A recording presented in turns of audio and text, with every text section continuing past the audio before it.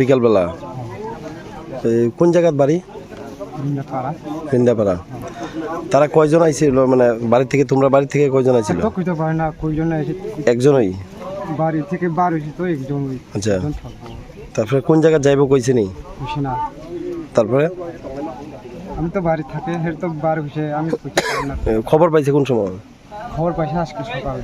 আচ্ছা, এর নাম কি? আচ্ছা,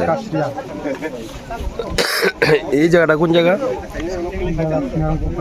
আচ্ছা, এখানে রেড বডি পড়ে রয়েছে না? এখানে রেড বডি পড়ে রয়েছে শুনছে না? আচ্ছা, সকালে এখানে নিয়ে আসি। আমি তো মানুষ লাগ দেখছে, আমি তো প্রথম দেখছে কে? প্রথম দেখছে সে কাসিম সরা মুখ দেখছে কই, ওই দিন ধরতে আইছে তারা দেখছে কই। আমি আমার খবর জানাইছে আজকে সকালে, তারা দেখবার তো কালকে সন্ধ্যার সময়। আচ্ছা, আজকে সকালে আমার খবর জানাই দিছে। সন্ধ্যার সময় দেখে গেছে? বাগিয়া গেছে বলে তারা। আচ্ছা, বাগিয়া আমার ওই তারা মামানে লাগে সাথ মুখ নি কই, তারা আমার কল করেছে। কল করলে ওই ভাই না তোমার গ্রামের লোক নিছে কেটে জানে মানুষ দেখতে কই। হ্যাঁ, এরপরে দেখছে কইলে আমি সব জানাই দিছে, আমার গ্রামের লোক কেটে কেটে আছে সব জানাই দিছে। আমি নাই আমার ওই বিকাশ ইয়াং দিয়া চেঞ্জ মশাই তারা দুজন নাই। তে আমি তো আইসে বাইক দিয়ে আইসে, যখন আইসে দেখছে তারা দেখছে। ও, তারা বয়স কত দুইজনে? একজন 14 বছর, একজন 13 বছর। না ভালো কই। আচ্ছা, তারা এমনি কি করে? এমনি তারা স্কুলে লেখা পড়ে, স্কুলে লেখা পড়ে। কোন সময় তারা বাবা রবট থাকতে গেলে কোন সময় স্কুলে যায়। ঠিক আছে।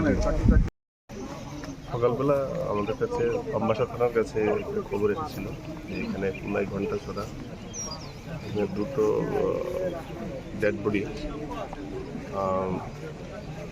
Young, appears to be young, দুইটা ডেড বডি এখানে পাওয়া গেছে। এরপরে অ্যাকর্ডিংলি ওসি এবং এসডিপিও এখানে এসেছে, এরপরে আমিও এসেছি। আইডেন্টিফাই হয়েছে দুটো ডেড বডি। এদের নাম হচ্ছে James Molsom, 16 year old, son of Bidesh Kumar Molsom of Bindajoy Reangpara, PS Ambassa. আরেকটা হচ্ছে Bikash Reang, son of Shri Kusharai Reang of Bindajoy Reangpara, মানে সেম লোকেশন। দুজনই স্টুডেন্ট এবং ভালো করে এই লোকেশনটা সার্চ করা হয়েছে, আপনারা দেখতে পাচ্ছেন। এখানে সার্চ করার পরে এখানে কিছু ম্যাটেরিয়াল পাওয়া গেছে। তো আমরা এটাকে ফার্দার ইনভেস্টিগেট করব, দেখা যাক কী পাওয়া যায়। প্রাথমিকভাবে কিভাবে মারা গেছে জানা গেছে? প্রাথমিকভাবে এখন ওপিনিয়ন তো দিতে পারবো না। আমাদের সাথে ফরেন্সিক টিমও এসেছে, ডগ স্কোয়াডও এসেছে। সাবজেক্ট টু ইনভেস্টিগেশন, আমরা কিছু পাওয়া গেলে আমরা পরবর্তী